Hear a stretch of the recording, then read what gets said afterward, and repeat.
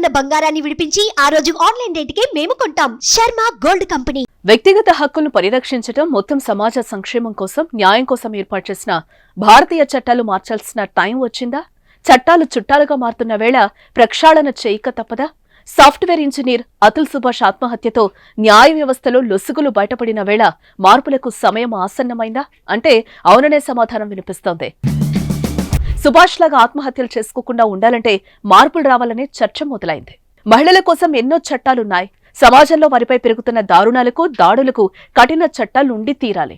అప్పుడే మహిళా లోకంపై దాడులు తగ్గి చిన్న చూపు పోయి గౌరవం పెరుగుతుంది. కానీ ఈ చట్టాలను కొద్దిమంది మహిళలు దుర్వినియోగం చేస్తున్నారు.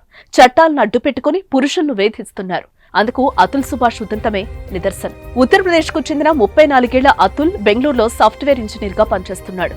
అతనికి కొన్నేళ్ల కిందట లిఖితా సింఘానియాతో పెళ్లైంది. అతుల్తో గొడవపడి కొంతకాలం క్రితం తన భార్య యూపీలోని తన పుట్టింటికెళ్లింది. ఆ తర్వాత భర్తపై పోలీస్ స్టేషన్లో ఫిర్యాదు చేయడంతో వారిద్దరు వివాదం పెద్దదైంది. తన అత్త కట్నం కోసం వేధించినట్లు, నా భర్త మద్యం తాగి వచ్చి నన్ను కొట్టేవాడని, నన్ను పశువులా చూసేవాడని, నన్ను బెదిరించి జీతం మొత్తం తన ఖాతాలోకి బదలాయించుకునేవాడని ఆమె తన ఫిర్యాదులో పేర్కొంది. మొత్తం తన భర్తపై 9 కేసులు నమోదయ్యాయి. దాంట్లో విడాకుల కేసు కూడా ఉంది. ఈ కేసుల్లో చివరి వరకు పోరాడి గెలవలేక చివరికి ఓడిపోయి బలవన్మరణం చెందాడు. డిసెంబర్ 9న తన భార్య మరియు ఆమె కుటుంబం నుండి వేధింపుల కారణంగా విషాదకరంగా తన ప్రాణాలు తీసుకున్నాడు. భార్య, ఆమె కుటుంబ సభ్యులు తనను ఏ విధంగా వేధింపులకు గురి చేసింది? అతుల్ 40 పేజీల సుదీర్ఘ సూసైడ్ నోట్ రాశాడు. గంటపాటు వీడియో రికార్డ్ చేసి తన బాధల్ని వ్యక్తపరిచాడు. మనసులోని ఆవేదనంతా బయటపెట్టాడు. అతడు చెప్పిన విషయాలు ప్రతి ఒక్కటి ఆలోచింపచేస్తున్నాయి. ఎంతటి నరకాన్ని అనుభవించాడో చెప్తున్నాయి.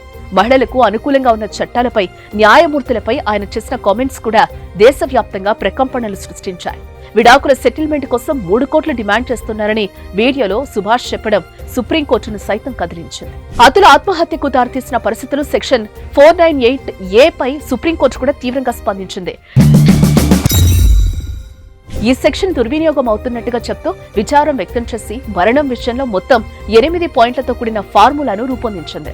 ఇరుపక్షాలు ఆర్థిక, సామాజిక హోదాలను పరిగణలోనికి తీసుకోవాలని, భార్యాబిడ్డల అవసరాలు, ఇరుపక్షాల విద్యార్హతలు, ఉద్యోగ హోదాలు, కేసు వేసిన వ్యక్తి సొంత సంపదన, ఆస్తులు, వివాహ బంధంలో ఉన్న వేళ ఆ మహిళ అనుభవించిన జీవన ప్రమాణాలు, కుటుంబ బాధ్యతల కోసం వదులుకున్న ఉపాధి అవకాశాలు, భర్త ఆర్థిక సామర్థ్యం, సంపాదన, నిర్వహణ ఖర్చులు, అప్పులను విడాకుల కేసులో పరిగణలోనికి తీసుకుని దేశవ్యాప్తంగా న్యాయస్థానాలు భరణం నిర్ణయించాలని సూచించింది. మరోవైపు అతుల్ ఘటనతో వరకట్న వేధింపుల చట్టం ఆయుధంగా మారుతోందని, ఈ చట్టాన్ని ఎక్కువ శాతం దుర్వినియోగం చేస్తున్నారని వాదన తెరపైకొచ్చిన వేళ తప్పుడు వరకట్నం, గృహహింస చట్టాలపై సమీక్ష కోరుతూ సుప్రీంకోర్టులో ప్రజా ప్రయోజన వ్యాజ్యం దాఖలైంది. చట్టాలను సమీక్షించేందుకు సుప్రీంకోర్టు మాజీ న్యాయమూర్తులు, లాయర్లు, లీగల్ జూరిస్టులతో కమిటీ ఏర్పాటు చేయాలని లాయర్ విశాల్ తివారీ కోరారు. తప్పుడు వరకట్న కేసులో పురుషుల్ని ఇరికించడం విషాదకరమైన ముగింపులకు దారితీసిందని, అనేక మంది భార్యలు వరకట్న చట్టాలను దుర్వినియోగం చేయటం వల్ల చాలా మంది బాధితులుగా ఉన్నారని, చట్టం ఉద్దేశం దెబ్బతింటోందని పిటిషన్లో వెల్లడించారు.